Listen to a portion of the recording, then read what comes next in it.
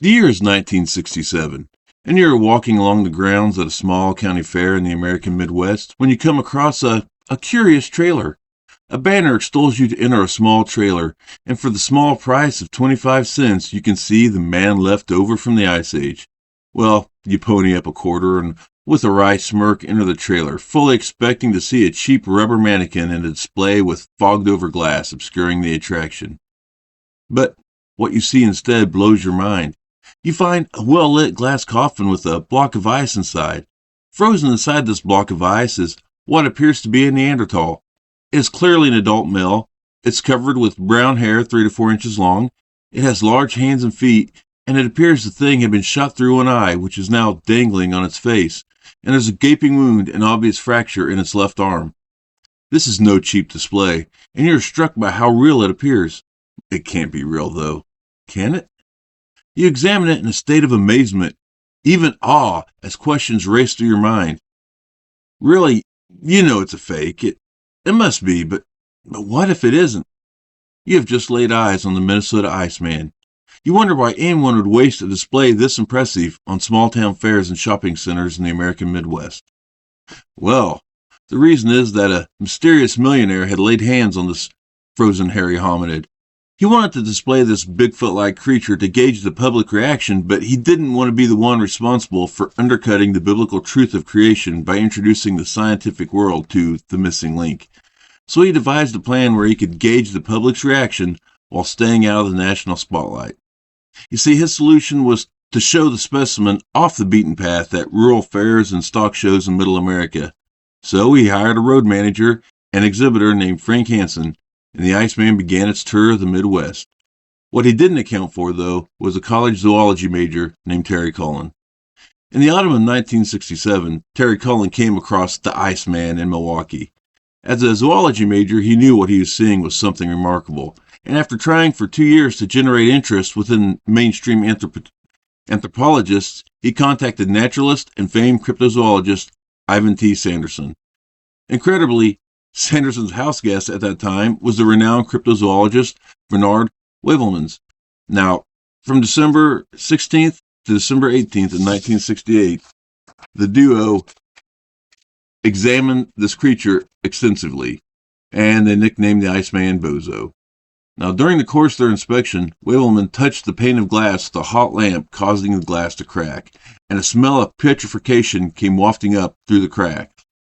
Now, there is an old carny trick where they'd put a chunk of old meat under the exhibit, and so the exhibit would smell like decomposing meat, and plus it would stink, and people would not want to linger, which would increase more traffic. But the smell, it didn't appear until Wevelmans broke the seal. And now Sanderson had this to say about it. Quote, "The appalling stench of rotting flesh from a point in the insulation would have been enough," end quote. Enough to further convince him that Bozo was a genuine article. Sanderson and Wevelmans took extensive photos of the specimen. Wevelmans described the creature in the Bulletin of the Royal Institute of Natural Sciences in Belgium thusly, quote, "The specimen at first looks like a man, or, if you prefer, an adult human being of the male sex, of rather normal height, 6 feet, and proportions, but excessively hairy. It is entirely covered with very dark brown hair, 3 to 4 inches long. Its skin appears wax-like, similar in color to the cadavers of white men not tanned by the sun. The specimen is lying on its back. The left arm is twisted behind the head, with the palm of the hand lifted upward. The arm makes a strange curve as if it were that of a sawdust doll, but this curvature is due to an open fracture midway between the wrist and the elbow, where one can distinguish the broken ulna and a gaping wound. The right arm is twisted and held tightly against the flank, with the left hand spread palm down over the right side of the abdomen. Between the right finger and the medius, the penis is visible, lying obliquely on the groin. The testicles are vaguely distinguishable at the juncture of the thighs." In the May 1969 issue of Argosy, Sanderson would write this, "Bozo's face is his most startling feature, both to the anthropologists and anyone else, and for several reasons. Unfortunately, both eyeballs have been, quote, blown out of their sockets. One appears to be missing, but the other seems, to some at least, to be just visible under the ice. This gives Bozo a truly gruesome appearance, which is enhanced by a considerable amount of blood diffused from the sockets through the ice. The most arresting feature of the face is the nose. This is large, but only fairly wide, and is distinctly pugged, rather like that of a Pekingese dog, but not like that of a gorilla, which actually doesn't have a nose per se. The nostrils are large, circular, and point straight forward, which is very odd. The mouth is only fairly wide, and there is no eversion of the lips. In fact, the average person would say he had no lips at all.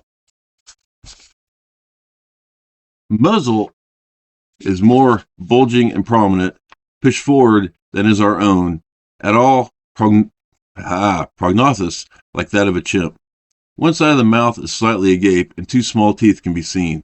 These should be the right upper canine and first premolar. The canine, or eye tooth, is very small and in no way exaggerated into a tusk, or similar to that of a gorilla or a chimp.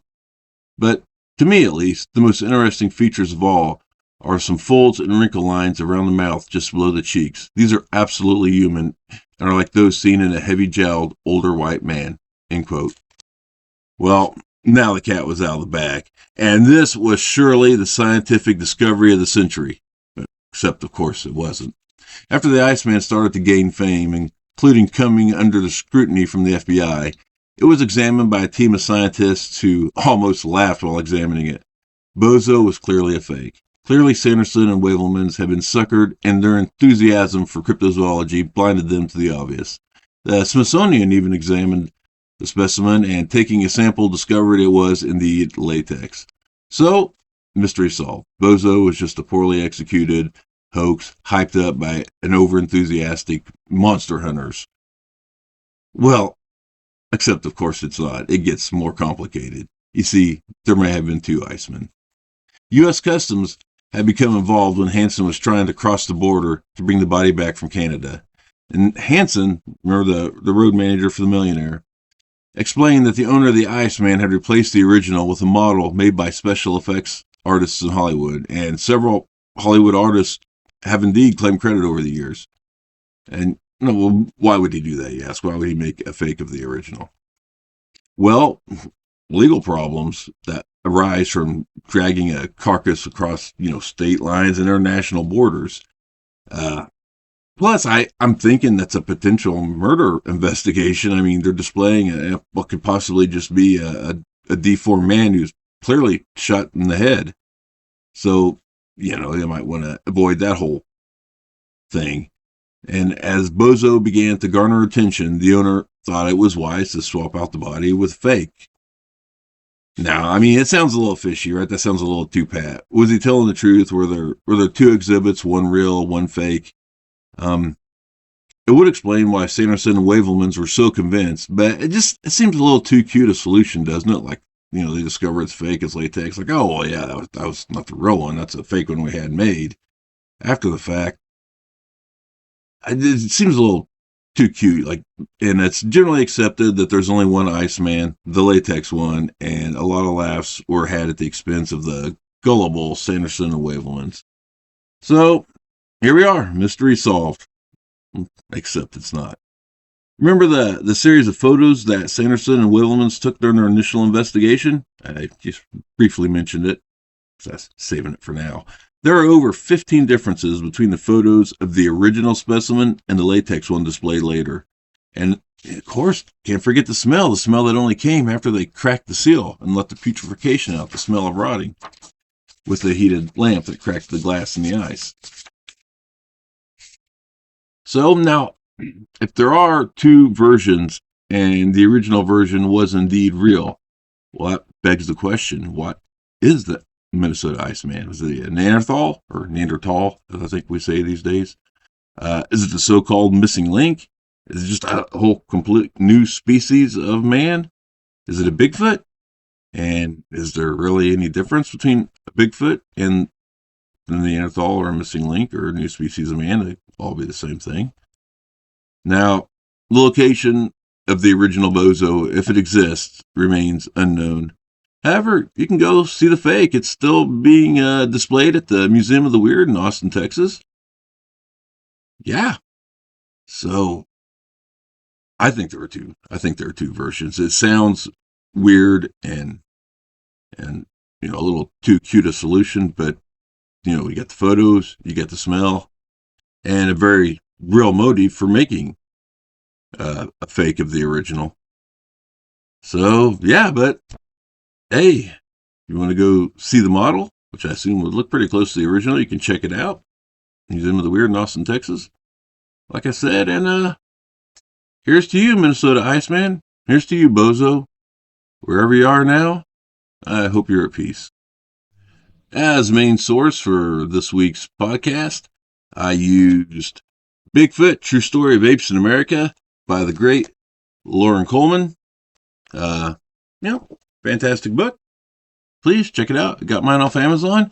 And hey, I think that's going to do it this week here at the Black Barn. Thanks for stopping by. Thanks for listening. If you liked it, please subscribe if you haven't already. Give it that thumbs up and share it if you'd be so kind. And we'll see you here next week. I'll have another tale to tell you. And until then, keep it weird out there, y'all.